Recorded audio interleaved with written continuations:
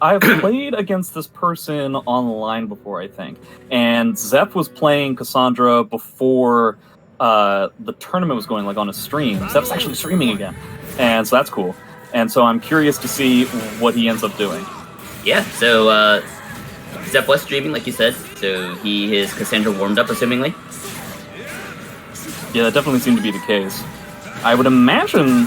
I played Cassandra for just a very brief moment trying to get her to S rank, and then after that happened, I played her maybe like 2 or 3 times since then, and I've completely forgotten like how to play the character, assuming I knew how to play them in the first place. So remind me that 3K, which is like the low into that really like slow spinning kick, that's 2-2KK. Yeah, 2-2KK. Yeah. That mid spinny kick, is that the mid spinny kick is either neutral or -2. I can't remember. Yeah.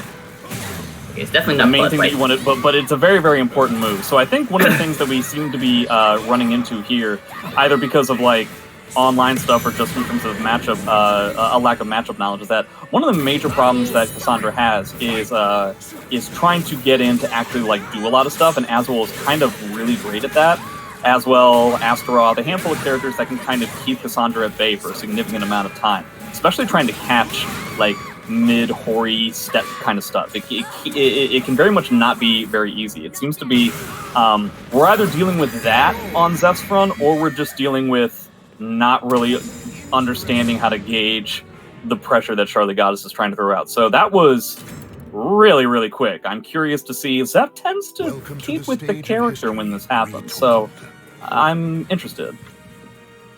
Yeah, those 3 straight rounds. Charlotte Goddess is, like you, is someone I also ran into online. And yeah, definitely pretty surprising, just because don't run into too many Azwels anymore online. But yeah, knows the stuff. You know, he knows the axe slow. He knows how to, you know, throw some swords. You know, Azwel stuff.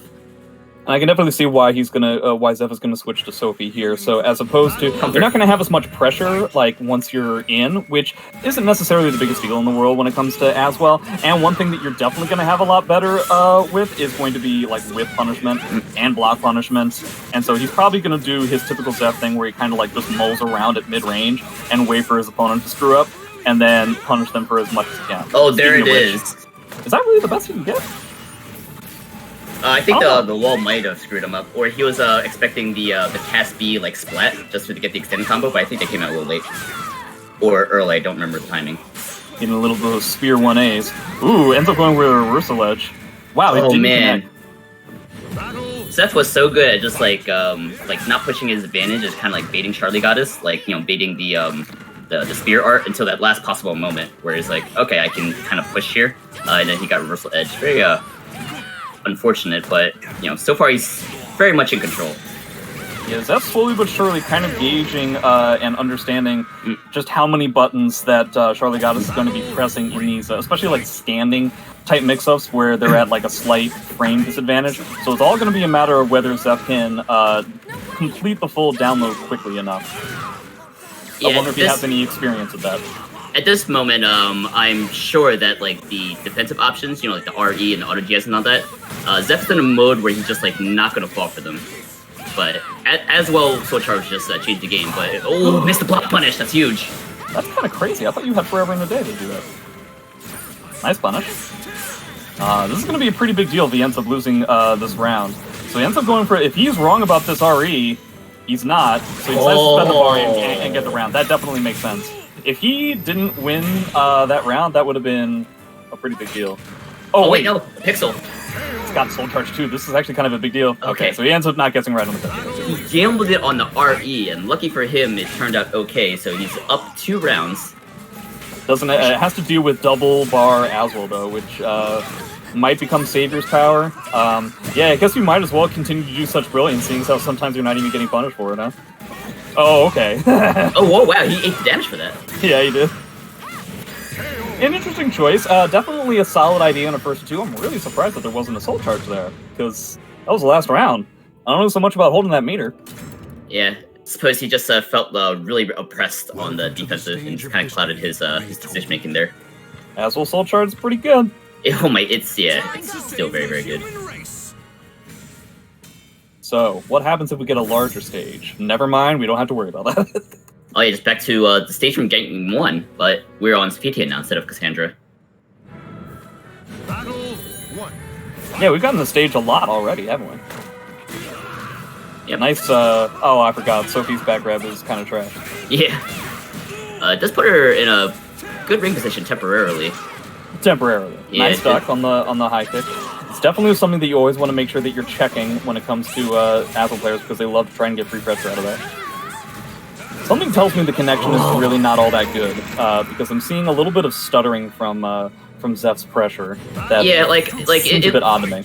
It looked like he was clearly trying to bait out like the spear art, and then he just like goes in a timing where like spear art just comes out. So yeah, it's getting a lot of these 6-6Bs though. Right? Charlie has to try and figure out.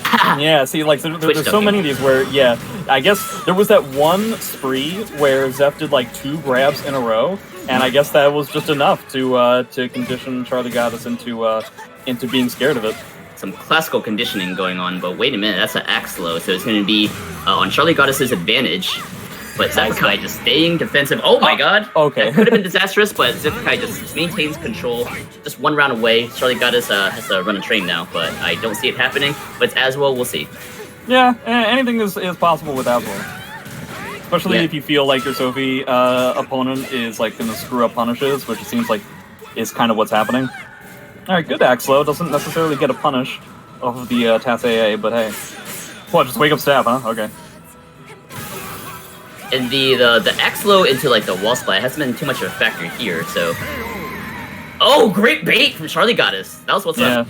Yeah, it was a solid way of trying to get away from the potential loss there.